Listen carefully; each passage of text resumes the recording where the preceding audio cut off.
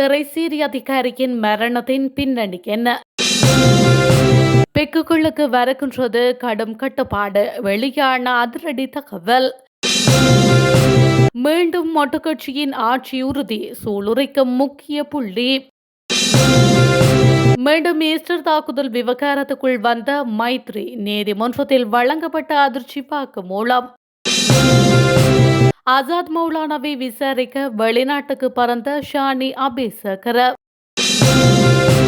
Hormuz நீரிணையில் ஒரு புதிய அத்தியாயம், ஈரான் உச்ச தலைவர் வெளியிட்ட அதிரடி அறிவிப்பு.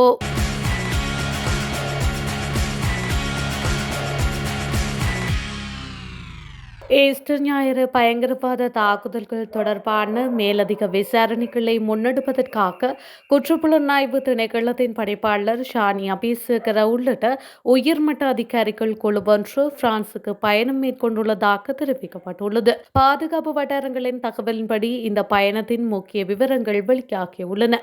இதன்படி தற்பொழுது வெளிநாட்டில் வசித்து வரும் பிள்ளையானின் முன்னாள் ஊடக பேச்சாளர் ஆசாத் மௌலானாவிடம் நேரடி விசாரணைகளை முன்னெடுப்பதே இந்த குழுவின் முதன்மை நோக்கமாக பார்க்கப்படுகின்றது. ஈஸ்டர் ஞாயிறு பயங்கரவாத தாக்குதல்கள் தொடர்பாக ஆசாத் மௌலானாவினால் முன்வைக்கப்பட்ட பல்வேறு குற்றச்சாட்டுகள் மற்றும் திடுக்கிடும் வெளிப்படுத்தல்கள் குறித்த மேலதிக விளக்கங்களையும் விரிவான வாக்குமூலங்களையும் அதிகாரிகள் கோரி வருகின்றனர்.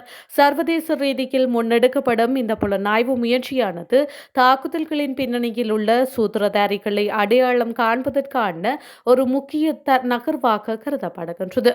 இருப்பினும் இந்த ரகசிய பயணம் மற்றும் விசாரணைகள் குறித்து குற்றப்புலனாய்வு திணைக்களமோ அல்லது பாதுகாப்பு அமைச்சோ இதுவரை அதிகாரப்பூர்வமான தகவல்கள் எதனையும் வெளியிடவில்லை என்பதும் குறிப்பிடத்தக்கது. தேசிய மக்கள் சக்தி அரசு ஒட்டுமொத்தமாக கலைந்து வீட்டுக்கு செல்லும் காலம் வெகு தொலைவில் இல்லை என ஸ்ரீலங்கா பொதுஜன பெரமுனவின் பொதுச் செயலாளர் சாகர காரியவசம் தெரிவித்துள்ளார். ஊடகங்களுக்கு கருத்து தெரிவிக்கும் போதே அவர் இதனை தெரிவித்துள்ளார். இது தொடர்பில் மேலும் தெரிவித்த அவர், தற்போதைய அரசு பல்வேறு நிதி மோசடிகளில் ஈடுபட்டு வருவதாக சுட்டிக்காட்டியுள்ளார். இந்த அரசு மக்களின் நம்பிக்கையை துஷ்பிரயோகம் செய்து வருவதாகவும் அவர் குறிப்பிட்டுள்ளார். அரசின் முறையற்ற நிர்வாகத்தால் மக்கள் அதிருப்தி அடைந்துள்ளதாகவும் விரைவில் இந்த அரசு பதவியிலிருந்து விலக வேண்டிய நிலை ஏற்படும் எனவும் அவர் தெரிவித்துள்ளார். மேலும் மக்களின் பலத்துடன் ஸ்ரீலங்கா பொதுஜன பெரமுன மீண்டும் பலமான முறையில் ஆட்சியமைப்பது உறுதி என அவர் தெரிவித்துள்ளமை குறிப்பிடத்தக்கது. அரசாங்க திரைசீரியிலிருந்து 2.5 மில்லியன் டாலர் பெறுமதியான நிதி கொள்ளை குறித்து குற்றப்புலனாய்வு திணைக்களத்தில் முதலில் முறைப்பாடு அளித்த ரங்க ராஜபக்ஷவின் மரணம் குறித்து தற்பொழுது சர்ச்சைகள் கிளம்பியுள்ளன. இந்த நிலையில் வெளிநாட்டு வளங்கள் திணைக்களத்தின் பணியாளராக இருந்த ரங்க ராஜபக்ஷவின் மர்ம மரணம் நாட்டை மீண்டும் ஒரு முறை அதிர்ச்சிக்குள்ளாக்கியுள்ளது எனலாம். இதே ஒரு சாதாரண மாரடைப்பு அல்லது இயற்கையான மரணம் என்று புறக்கணிக்க முடியாது. மேலும் இந்த மரணத்தின் பின்னணியில் அமைப்பில் மறைந்திருக்கும் டிஜிட்டல் உளவாளிகள் இருக்கின்றார்களா அல்லது மோசடியை மூடி மறைக்க முயற்சிக்கும் சதிகாரர்கள் இருக்கின்றார்களா என்பதை உடனடியாக விசாரிக்க வேண்டியது அவசியமாகும். இந்த மரணத்தில் மிகவும் சந்தேகத்திற்குரிய விடயம் ரங்க ராஜபக்ஷ தான் இந்த மோசடியை அம்பலப்படுத்தியவர். இந்த சம்பவத்திற்கு வெளிநாட்டு வளங்கள் திணைக்களமே நேரடியாக பொறுப்பாக இருந்ததால் அவரது பணியும் தற்காலிகமாக இடைநீக்கம் செய்யப்பட்டிருந்தது. ஒரு விசாரணைக்கு நடுவே அமைப்பில் உள்ள பாதுகாப்பு குறைபாடுகள் மற்றும் வங்கி கணக்குகளை மாற்றுவதற்கான இணையவழி சதித்திட்டம் குறித்த பல முக்கிய ரகசியங்களை கொண்டிருந்த ஒரு அதிகாரியின் பதவி விலகல் மேலதிக விசாரணைகளை தடுப்பதற்கான ஒரு தந்திரோபாய முயற்சி என்று சந்தேகிப்பது நியாயமானது. இந்த மோசடிக்கு பின்னால் உள்ள உண்மையான சதிகாரர்களின் நோக்கம் அரசாங்கத்தின் மையத்தை தாக்குவதா அல்லது ஊழலை மறைப்பதா என்பதாகும்.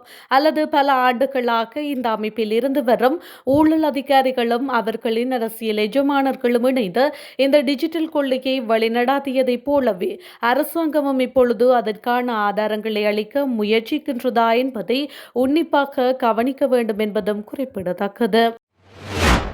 2019ஆம் ஆண்டு நடாத்தப்பட்ட உயிர்த்த ஞாயிறு பயங்கரவாத தாக்குதல்களை தடுப்பதில் கடமை தவறியதாக தொடரப்பட்ட வழக்கின் விசாரணையின் போது முன்னாள் பாதுகாப்பு அமைச்சின் செயலாளர் ஹேமஸ்ரீ பெர்னாண்டோ முன்னாள் ஜனாதிபதி மைத்ரிபால ஸ்ரீசேன மீது அதிரடி குற்றச்சாட்டொன்றை முன்வைத்துள்ளார். கொழும்பு மேல் நீதிமன்றத்தின் முன்னிலையில் சாட்சியம் அளித்த அவர், தாக்குதல்கள் குறித்த புலனாய்வு தகவல்கள் முன்னாள் ஜனாதிபதி மைத்ரிபால ஸ்ரீசேனவுக்கு முன்கூட்டியே தெரிந்திருக்கும் என தான் நம்புவதாக தெரிவித்துள்ளார். அப்பொழுது ஜனாதிபதியாக இருந்த மைத்ரிபால ஸ்ரீசேன பாதுகாப்பு அமைச்சர் மற்றும் முப்படைகளின் தளபதி என்ற ரீதியில் அந்த தகவல்களை அறிந்திருந்தார் என அவர் சுட்டிக்காட்டியுள்ளார். அதுடன் அப்போதைய அரசு புலனாய்வு சேவையின் பணிப்பாளர் நிலந்த ஜெயவர்தனவும் இந்த தகவல்களை அறிந்திருந்ததோடு அதனை மறைக்கும் வகையில் செயல்பட்டதாகவும் ஹேமஸ்ரீ பெர்னாண்டோ குற்றம் சாட்டியுள்ளார். அதன்போது மேலும் தகவல் வெளியிட்டுள்ள அவர், பாதுகாப்பு அமைச்சராகவும் முப்படைகளின் தளபதியாகவும் இருந்த ஜனாதிபதி நாட்டை விட்டு வெளியேறிவிட்டார்.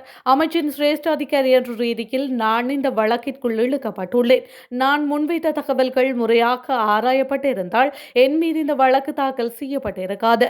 இந்த சம்பவத்திற்கு பொறுப்பானவர்கள் இன்னும் சுதந்திரமாகவே உள்ளனர் என்று நீதிமன்றில் அவர் கூறியுள்ளார்.